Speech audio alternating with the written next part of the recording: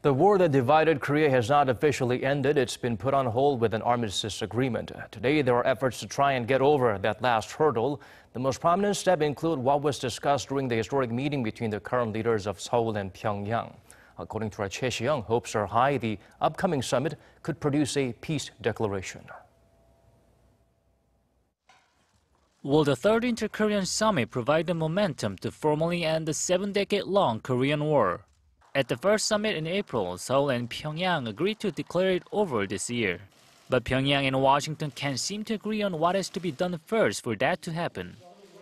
Pyongyang demands that they end the war right away, but Washington insists that North Korea hand over a list of all its nuclear-related materials first. South Korea's special envoys who visited North Korea last week suggested working simultaneously toward the end of war declaration and the nuclear list.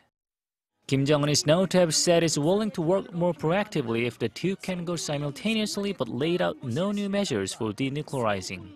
Kim also said declaring an end to the Korean War would neither weaken the South Korea-US alliance nor require the withdrawal of American troops from South Korea. At the moment, what Kim Jong-un has described is a trust-building gesture to assure the U.S. that the declaration won't have a negative impact on the South Korea-US alliance. South Korean President Moon Jae-in said the declaration would only be a political affirmation that hostilities between the two Koreas are over. The peace declaration could bring about North Korea's denuclearization, a new phase in inter-Korean relations, and a more peaceful Korean peninsula.